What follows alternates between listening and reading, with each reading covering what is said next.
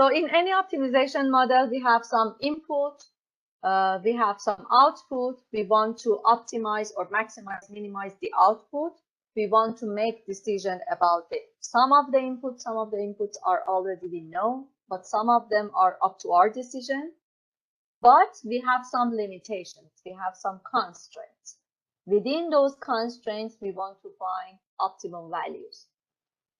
So we already talked about linear optimization. What are the assumptions for linear optimization?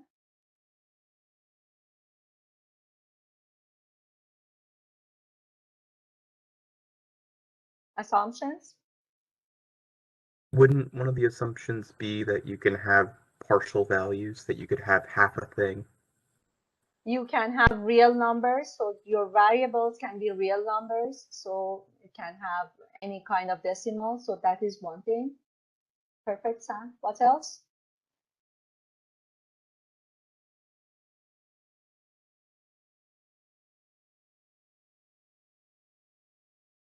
Look at the name, linear optimization. So what is linear here?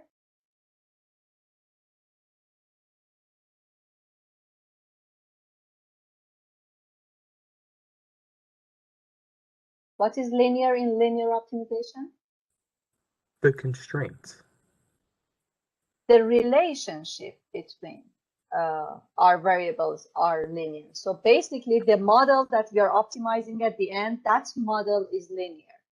So we are not using any nonlinear kind of function between our input constraints and our output.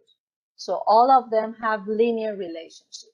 So and if you look at all of the models, most of them were just using some product at the end. So we were using very simple linear relationship between the input variables and the output.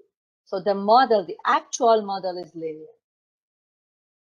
But sometimes we have other problems. The decision variables that we are deciding about are not real numbers. They have to be whole numbers. They are integer.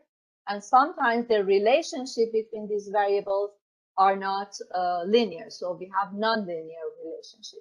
In the case study in activity 6, you see a nonlinear relationship. We have a few examples in the chapter and in the one example in the assignment that they have nonlinear relationship. So if they have nonlinear relationship, we cannot use that simplex linear model that we were using. We have to use another type of optimization algorithm. So basically, it is very simple. In integer optimization, we just add a new constraint that the numbers should be integer. A variation of integer optimization is having binary variables. Not only they're integer, but also they can only get 0 and 1. So they're binary, like yes-no decision, low-high decision, this kind of decision. So this is another variation. We add another constraint and we say that these variables are binary. So implementation in Excel solver is very easy. You just add the constraint.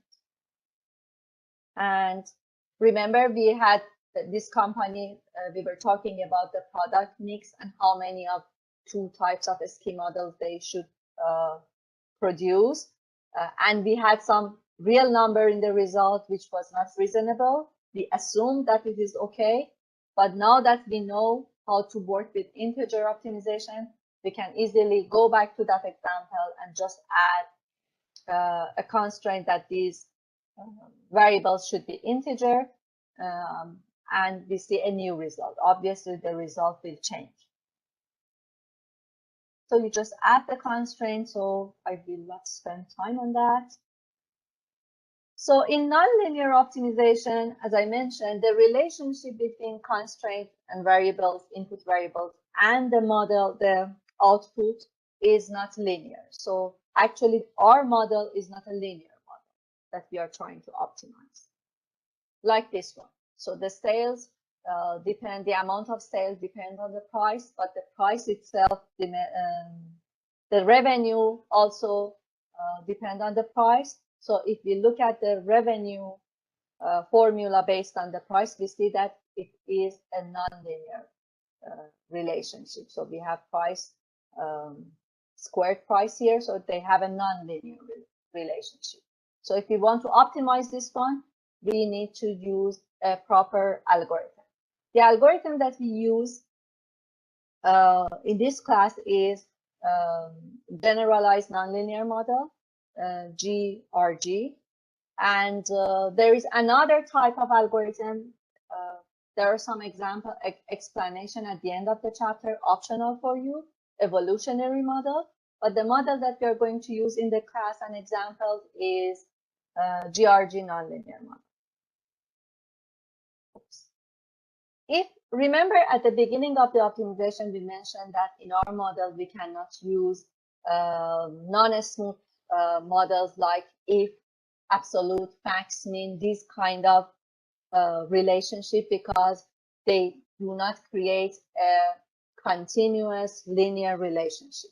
So if we have this kind of condition, we cannot use linear, we cannot use GRG nonlinear, and we cannot use integer. We have to use another type of algorithm, which is evolutionary algorithm. In evolutionary algorithm, what they do is they systematically do try and error and search for some solution that gives better number. The problem is that